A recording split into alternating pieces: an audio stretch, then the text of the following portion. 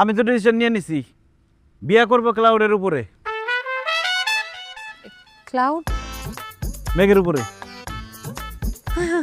কি বলেন? আকাশে আবার কেউ বিয়ে করে নাকি?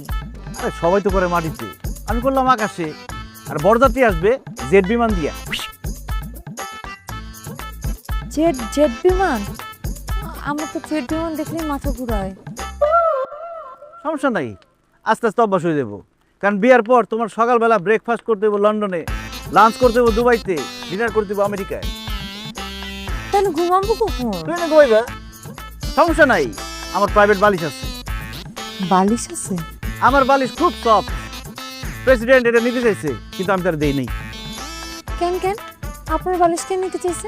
কারণ প্রেসিডেন্টের বালিশে সারপোকা ধরছে। আমি চিন্তা করলাম যে তার যদি আমি বালিশ দিই, দেখা গেল সেই সারপোকা আমার বালিশে চলে আসছে, ওই বালিশের সারপোকা আমার কামড়াইবো, সেটা তো আমি হইতে দিব না।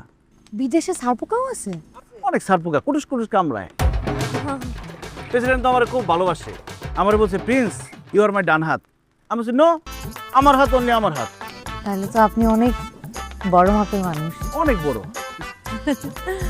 ইংল্যান্ডের রানী এলিজাবেথের নাতনি পুতনি যা আছে সবাই আমার ম্যারেজ করার জন্য সিরিয়াল দিচ্ছে।